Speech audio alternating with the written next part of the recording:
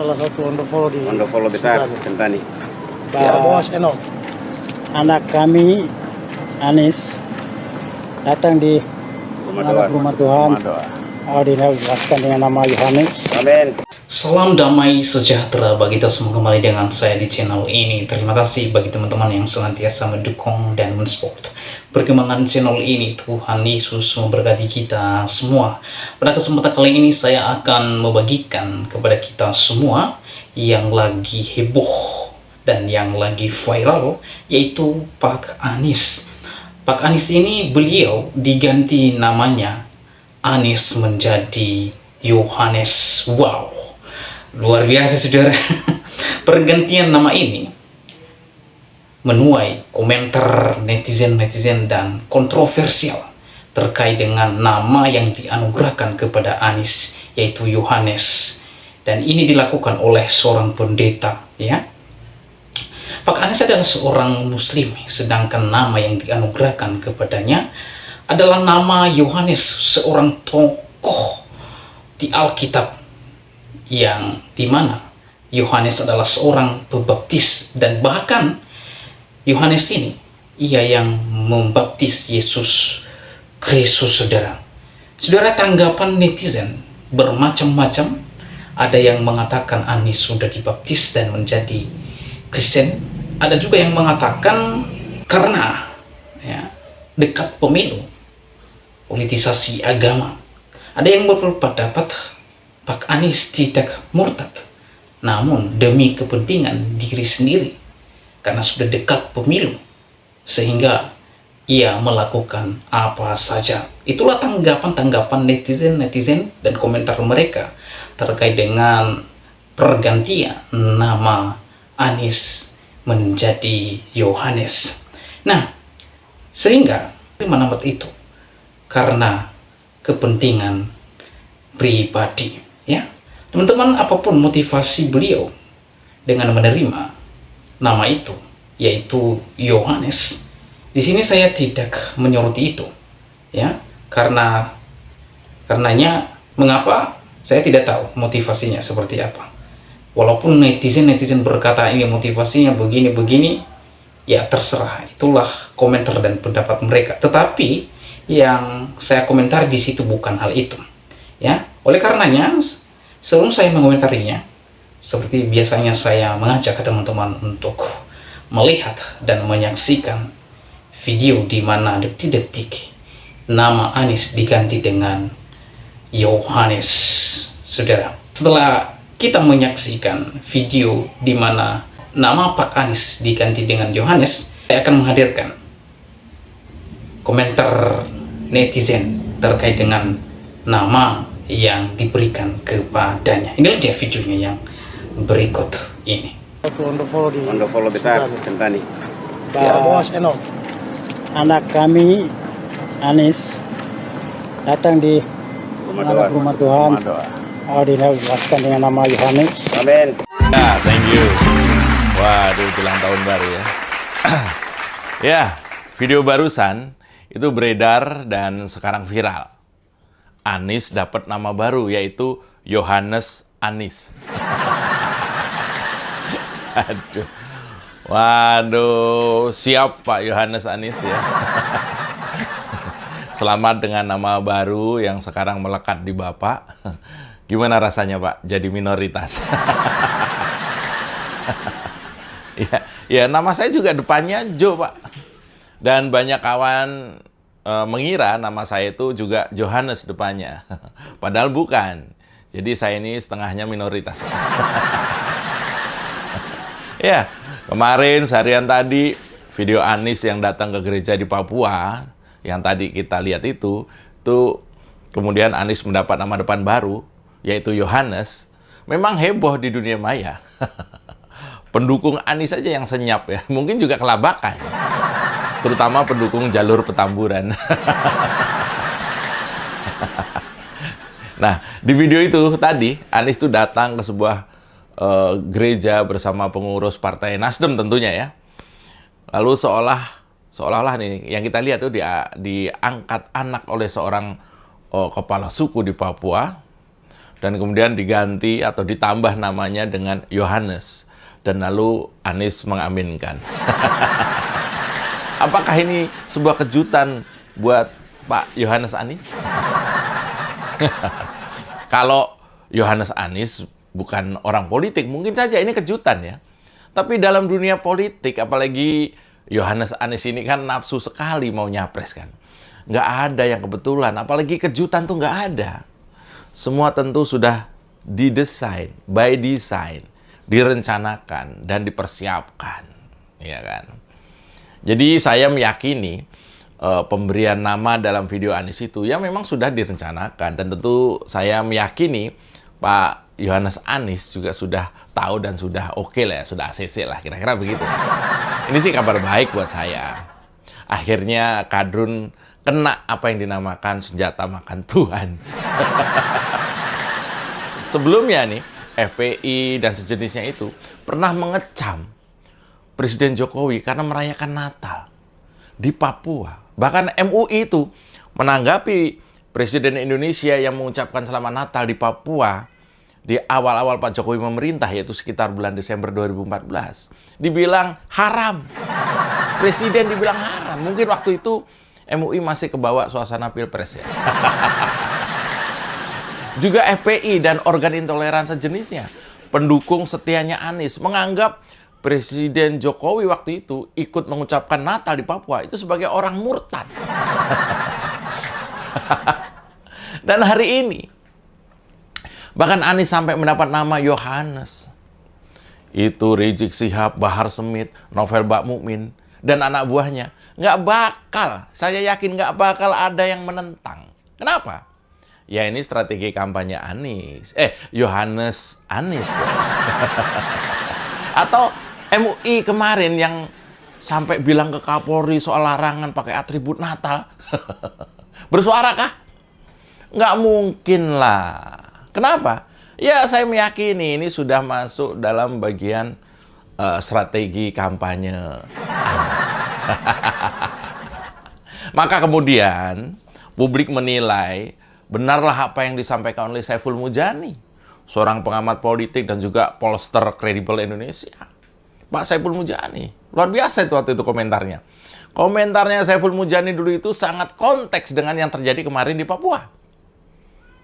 Jangankan jadi Yohanes dan masuk ke rumah Tuhan, ibaratnya makan daging yang diharamkan pun kalau itu bisa buat Anies jadi presiden akan dilakukan. Kira-kira begitu. Wah, keren ya Pak Saiful Mujani ya. Saya termasuk salah satu yang ngefan ya. Memang menyedihkan sih menurut saya. Sejarah politik Indonesia akan mencatat kita punya politisi model Anies ini. Ini saya sebut sebagai politisi palu gada. Apa yang pendukungnya mau, dia ada. Waktu pendukung dan juga konsultan politiknya menghendaki Anies mainkan isu ayat dan mayat, dia siap laksanakan. Terjadi di awal mula Anies mendapat predikat Bapak Politik Identitas di Jakarta.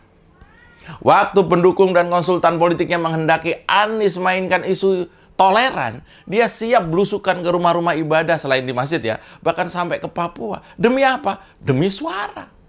Waktu pendukung dan konsultan politiknya menghendaki Anies makin terlihat toleran dan menghendaki Anies jangan terlalu dekatlah dengan tokoh-tokoh intoleran untuk sementara, Anies pun lakukan.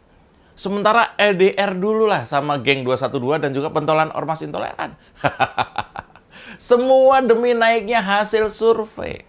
Segala cara akan Anies lakukan. Bahkan ketika belum jelas partai mana yang akan ikutan lagi, yang akan mendukung dia sekalipun, Anies tetap percaya diri keliling Indonesia dengan jet pribadi sambil bicara kemiskinan. Ya, aduh, Natal yang suci.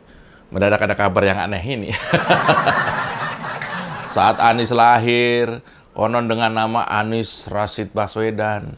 Sekarang jadi Yohanes Anies Rashid Baswedan.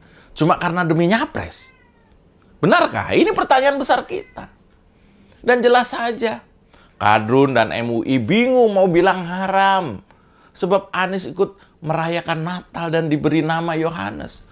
Akhirnya yang haram berubah menjadi halal mungkin. Karena kepentingan nyapres. Loh, ini gimana fatwa kok mengikuti arus politik? Ya, oh iya, ini Ustadz Abdul Somad kemana ya? Kangen dengan komentar beliau, dengan ceramah beliau sebagai seorang ustadz. Soal Anies nambah nama Yohanes dan ikut merayakan Natal. Waduh, kira-kira apa ya komentarnya Abdul Somad kalau mendengar Anies sudah dapat nama Yohanes ini? Apakah juga akan ikut arus politik? Gimana baiknya aja lah Pak Ustadz ya. Kalau kata ente haram, ya mana yang ente nyaman aja Pak Ustadz. Kadang saya mikir ya, kalau Anies sampai segininya dia pura-pura toleran, sampai segininya dia mentolerankan diri, dan saya meyakini itu nggak otentik karena memang kesehariannya jauh dari hal-hal seperti itu. Istilahnya nature-nya Anies itu memang nggak seperti itu. Betapa besar banget nafsunya Anies, apalagi yang disebut sebagai syahwat politiknya demi jadi presiden. Kenapa nggak jadi manusia yang benar dulu? Kenapa nggak jadi Indonesia yang sebenarnya dulu? Kenapa nggak toleran sejak dalam pikiran dulu? Baru kemudian tanya hatinya, benarkah layak menjadi pemimpin level nasional? Baru kemudian tanya hatinya, benarkah bisa mengurus negara dengan 270 juta manusia di dalamnya, dengan gimmick-gimmick seperti itu? Baru kemudian tanya hatinya, benarkah bisa merangkul semua kalangan? Kalau di Jakarta saja, untuk berkuasa, menghalalkan segala cara. Orang Jawa bilang ya, wes wayahe Yohanes Anies Baswedan berhenti membohongi diri. Wes wayahe Anies menghentikan merayu masyarakat dengan segala cara itu. Karena rakyat tahu kompetensinya hanya sekedar tata kata tanpa hasil nyata. Dan itu nggak sepadan dengan kerusakan sosial yang disebabkan pola tingkahnya dulu. Apakah kemudian Anies ini layak dapat nama Yohanes? Setahu saya, bagi kawan-kawan saya yang Nasrani, yang Kristen, Yohanes itu adalah nama seorang nabi yang sekaligus adalah pembaptis Yesus setelah dewasa. Gimana Pak Anies? Siap mendapat hidayah? Dan memang kedatangan Anies di Papua itu momentum paling bersejarah, di mana Pak Yohanes Anies tadi berkunjung ke rumah Tuhan. Dan publik meyakini safari berikutnya dalam mencari Tuhan besar kemungkinan akan berakhir di sinagog, sebuah tembok ratapan, dan mengganti namanya menjadi Yudas. Apakah sampai seperti itu? Kalau kemarin Pak Jokowi, Pak Ganjar, Mas Gibran, bahkan Habib Lutfi itu menghadiri undangan perayaan Natal di gereja, lantas dicap pendukung Anies, para kader itu sebagai kafir, murtad, dan lain-lain. Sekarang giliran Anies merayakan Natal di gereja di Papua, katanya dianggap sebagai bapak pemersatu umat, bapak toleransi. Ya, kelakuan kadrun akan selalu seperti itu. Kita yang waras harus tetap bersatu. Jangan mudah dikoyak, karena bagi kita anak bangsa, Pancasila dan Bhinneka Tunggal Ika adalah pemersatu yang paling bermutu dan satu-satunya. Ya, akhirnya saya mengucapkan selamat Natal dan Tahun Baru buat sobat. Bagaimana pendapat dan tanggapan saudara setelah menyaksikan videonya? Oleh karenanya silakan berkomentar di kolom komentar. Berharap komentar saudara-saudara memberi komentar positif, komentar yang baik, komentar yang membangun, komentar yang mengedukasi, serta komentar yang bermanfaat bagi kita semua. Nah teman-teman, itulah dia video Pak Anies yang katanya seorang pendeta menganugerahkan nama baru kepada beliau. Nama Anies diganti dengan Yohanes. Nah, pemberi nama tersebut menuai kontroversial di kalangan masyarakat dan terlebih di kalangan netizen-netizen di media sosial. Seperti yang terlihat pada video yang kita saksikan di depan tadi, di mana ada seorang bapak-bapak yang katanya bapak-bapak ini adalah seorang pendeta yang mengganti nama Pak Anies menjadi Yohanes. Nah, tentu berita ini sangat kontroversial, di mana nama Yohanes adalah nama penulis kitab suci, yaitu Yohanes Pembaptis. Ya. Nah, teman-teman yang saya soroti di dalam video tersebut, yang pertama, tindakan pendeta yang menganugerahkan nama itu kepada Pak Anies adalah tindakan yang kurang tepat. Sekali lagi, tindakan pendeta ini bagi saya kurang tepat. Ya. Mengapa saya mengatakan demikian? Menganugerahkan atau mengganti nama seseorang yang belum percaya kepada Yesus Kristus, hal-hal yang sangat sensitif ya di Indonesia ini.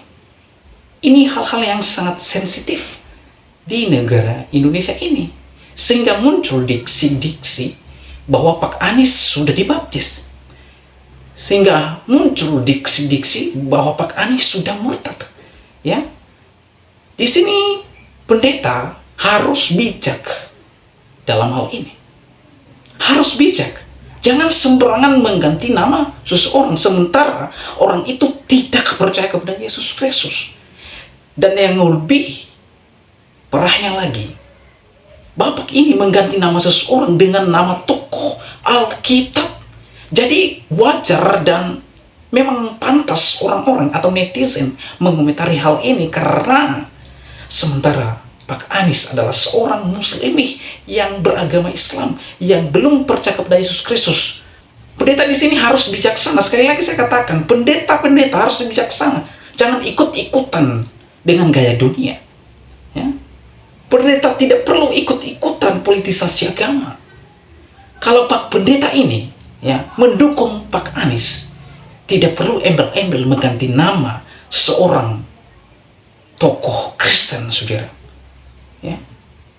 Sekali lagi, kalau Bapak Pendeta ini mendukung Pak Anies untuk maju dan menjadi presiden di tahun 2024 ini, maka Pak Pendeta tidak perlu memberi embel-embel dan mengganti nama seseorang dengan nama tokoh Alkitab, yang dimana tokoh ini adalah sangat krusial di dalam Injil.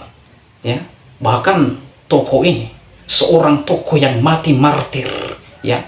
Yohanes ini mati martir. Dia pernah digoreng karena pemberitaan Yesus Kristus. Lalu kalau dikasih nama seseorang yang belum percaya kepada Yesus Kristus, terus orang tersebut tidak percaya kepada Yesus Kristus dan masih menganut agamanya, ya tentu pasti dikomentari dan kontroversial di kalangan masyarakat, saudara. Ya. Jadi jangan karena sudah mendapat sesuatu dari seseorang maka mengorbankan integritas seorang hamba Tuhan. Ini sangat menyedihkan sekali. Ya, jangan sampai orang itu membantu memberikan materi terhadap saudara, lalu Anda mengorbankan integritas saudara sebagai seorang hamba Tuhan. Seorang hamba Tuhan harus konsisten, tegas, dan memiliki integritas, tidak ikut-ikutan dengan cara dunia. Kemudian yang kedua, Pak Anies tidak konsisten pada keislamannya. Ya. Pak Anies seorang Muslimi yang percaya pada agamanya, yaitu agama Islam. Yang seharusnya Pak Anies memiliki integritas juga sebagai seorang penganut agama Islam.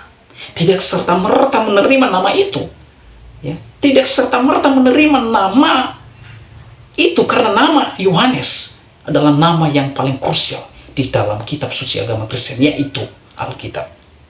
Di sini rakyat menilai ya, ketidakkonsistensi Bapak terkait dengan hal ini. Ya, saya melihat Bapak tidak konsisten dan cenderung pling-plang. Ya, jadi dengan kata lain, datang ke agama A, Anda jadi agama A.